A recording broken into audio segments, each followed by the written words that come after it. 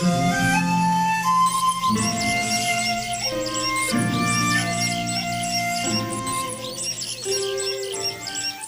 The lord. మన ప్రభును మన రక్షకుడైన యేసుక్రీస్తు వారి ఉన్నతమైన నామములో మీ అందరికీ మా హృదయపూర్వక వందనములు. మీరందరూ ఎలా ఉన్నారండి? దేవుని యొక్క కృపలో మీరు వర్ధిల్లుతున్నారని, మరి దేవుని యొక్క మెండైన దీవెనలు మీరు పొందుకుంటున్నారని, మరి మిమ్మల్ని బట్టి మేము ఎంతగానో దేవుణ్ణి స్తుతిస్తున్నాం. ఈ రోజున కూడా ఒక చక్కని వాగ్దానము చేత దేవుడు మనల్ని బలపరుస్తున్నాడు. ఆ యొక్క వాగ్దానాన్ని మనము ధ్యానం చేసుకుందాం. ఆదికాండము 12వ అధ్యాయము 2వ వచనాన్ని చదువుకుందాం. నిన్ను గొప్ప జనముగా చేసి నిన్ను ఆశీర్వదించి నీ నామమును గొప్ప చేదును, నీవు ఆశీర్వాదముగా నుందువు. హల్లెలూయా. దేవుడు వాగ్దానం చేస్తున్నాడు. నిన్ను గొప్ప జనముగా చేసి నిన్ను ఆశీర్వదించి నీ యొక్క నామమును గొప్ప చేస్తానని అంటున్నాడు. హల్లెలూయా.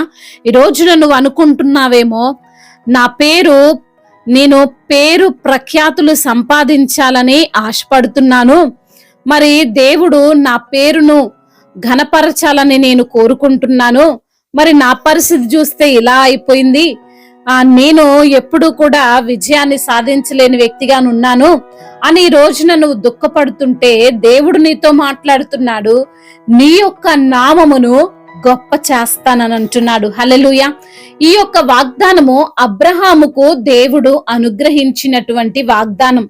ఈ రోజున ఆ యొక్క వాగ్దానాన్ని నీకు కూడా జ్ఞాపకం చేస్తున్నాడు.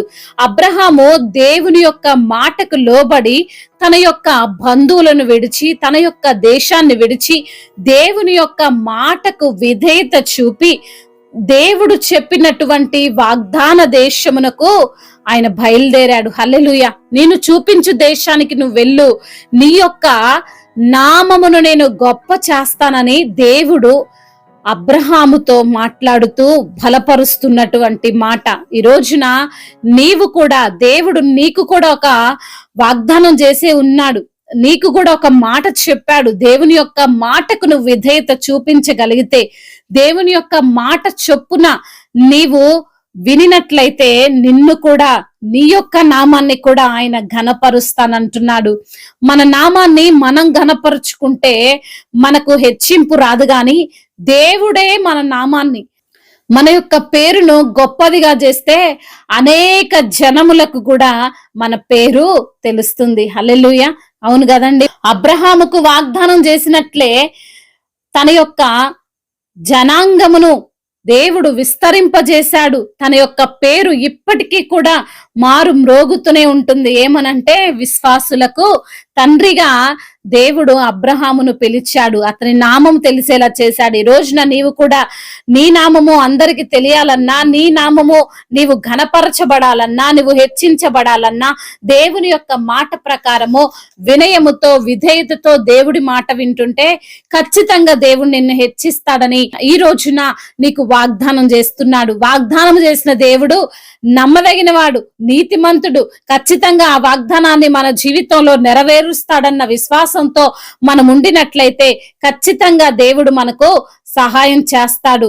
నీవు దేవుని మాట వినేవారిగా, దేవుని మాటకు విధేయత చూపే వ్యక్తివిగా నీవు ఉండాలని దేవుడు ఈ సమయంలో జ్ఞాపకం చేస్తున్నాడు. మరి ఈ రోజున నువ్వు అనుకుంటున్నావేమో, నాకు అన్ని ఫెయిల్యూర్సే వస్తున్నాయి, ఏ పని చేద్దామన్నా నేను వెనక్కి వెళ్ళిపోతున్నాను, ఏ పని ప్రారంభించినా దానిలో విఫలతనే నేను చూస్తున్నాను అని దుఃఖపడుతున్నావేమో, దేవుడు నీకు తోడై ఉన్నాడు. ఆయన నీవు చేసే ప్రతి పనిలో నీకు ఆశీర్వాదాన్ని ఇస్తాడని జ్ఞాపకం చేస్తూ నిన్ను బలపరుస్తున్నాడు. హల్లెలూయా. దేవుడు ఈ మాటలు దీవించునుగా. ప్రార్థన. మహాశక్తి సంపన్నుడా, మహోన్నతుడా, కృపా కనికరములు కలిగిన దేవా, జీవాధిపతి, మీకు స్తోత్రాలు చెల్లిస్తున్నామయ్యా. ఈ సమయంలో అయా మీ నామమును గొప్ప చేసేదనని తండ్రి మీరు అబ్రహాముకి ఇచ్చినటువంటి వాగ్దానంతో మాతో కూడా మీరు మాట్లాడారు, మమ్మల్ని కూడా మీరు బలపరిచారు. ఈ రోజున ఏ పరిస్థితిలో ఉండి కృంగిపోతున్నారో ప్రభువా, అన్ని ఎరిగిన దేవుడవు నాయన, మీరే బిడ్డలను ఘనపరచండి, మీరే ప్రభ వారిని ఆశీర్వాదకరంగా ఉంచండి ప్రభ. వారు చేస్తున్న ప్రతి ఒక్క పనిలో వారికి ఆశీర్వాదాన్ని దయచేయండి. దుఃఖముతో ఉన్నటువంటి బిడ్డలను మీరే ఓదార్చండి, వారిని బలపరచండి. వారి జీవితము అయా అనేకులకు ఆశీర్వాదకరముగా ఉండునట్లుగా మీ కృపను వారిపైన కుమ్మరించమని బ్రతిమిలాడుకుంటూ ఈ రోజున బిడ్డలు ఏ ఏ పనులైతే ప్రారంభిస్తున్నారో ఆ పనులన్నిటినీ తండ్రి మీరే సఫలము చేయమని తండ్రి, ప్రయాణాలలో తండ్రి మీరే వారికి తోడుగా ఉండమని, వారి యొక్క దుఃఖ దినములు సమాప్తి చేసి సంతోషమును వారికి మీరు అనుగ్రహించమని నజరేయుడైన యేసుక్రీస్తు వారి నామంలో ఈ ప్రార్థనను అడిగి వేడుకొని పొందుకొని ఉన్నాము మా ప్రియ పరలోకపు తండ్రి. ఆమేన్. దేవుడు మిమ్మల్ని దీవించి బలపరిచి స్థిరపరచునుగాక.